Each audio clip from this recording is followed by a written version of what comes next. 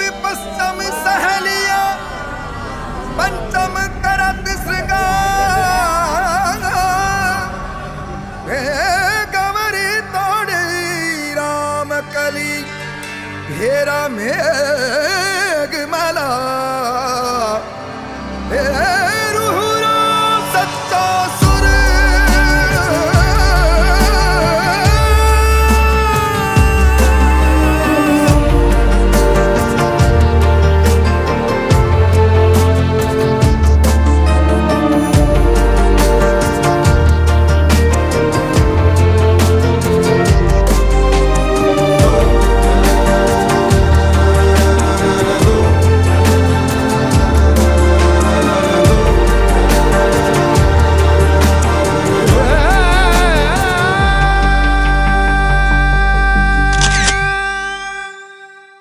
દર્શન કરીને હવે અમે કન્યાકુમારી જઈ રહ્યા.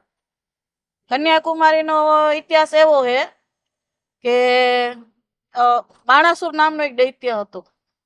બાણાસુર નામનો દૈત્ય હતો જે આપે કથા આવેલી ઓખાહરણની કથામાં બાણાસુર આવેલો ને એ બાણાસુર એ તપે કરીને એટલો બળિયો થયો ને શિવ ભગવાન કને વરદાન માંગ્યું કે હું કોઈના હાથે મરું નહીં. તો શિવ ભગવાને એને કીધું કુંવારી કન્યા સિવાય તને કોઈ મારી નહીં શકે એટલું વરદાન લીધું.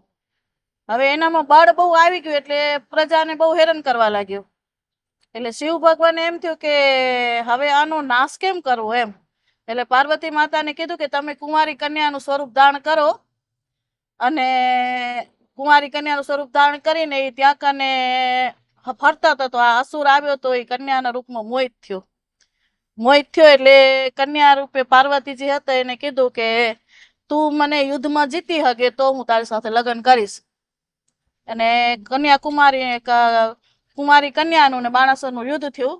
એમાં બાણાસુરનો વધ થયો.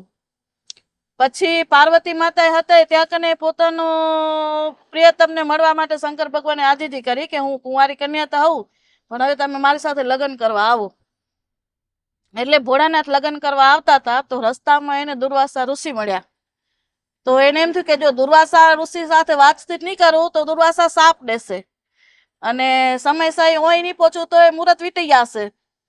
છતાંય પણ ઋષિના સાપને બીકે કરીને દુર્વાસા ઋષિ કને વાતું કરવા રહ્યા.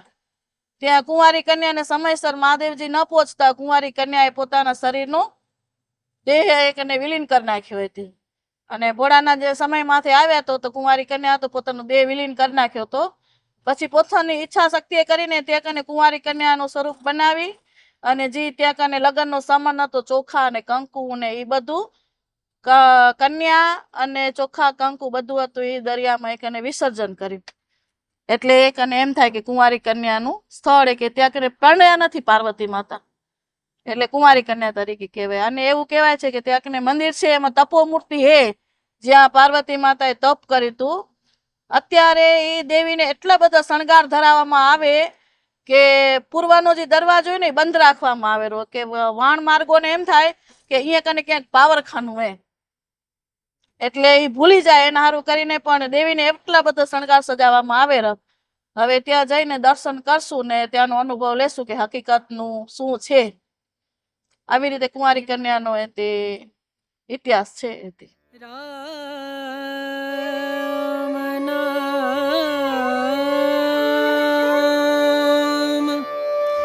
ભજલે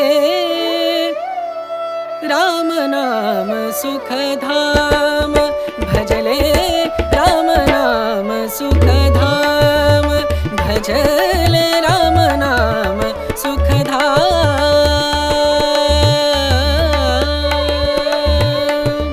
તેરા પૂરન હો સબ કામ તેરા પૂરન હો સબ કામ ભજલે રામ નામ સુખધામ ભજલે રામ નામ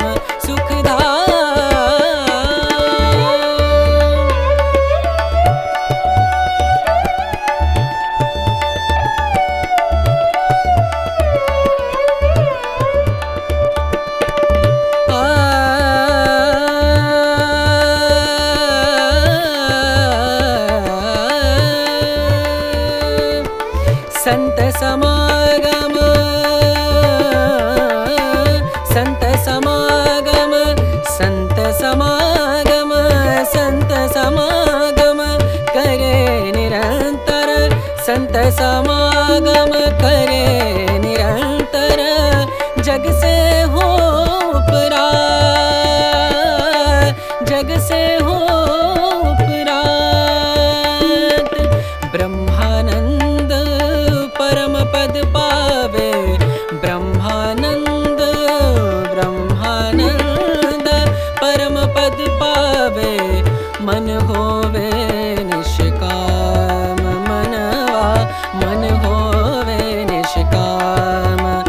भजले राम नाम सुखधाम भजले राम नाम सुखधाम भजले राम नाम सुखधाम राम नाम सुख राम नाम सुख राम नाम सुखधाम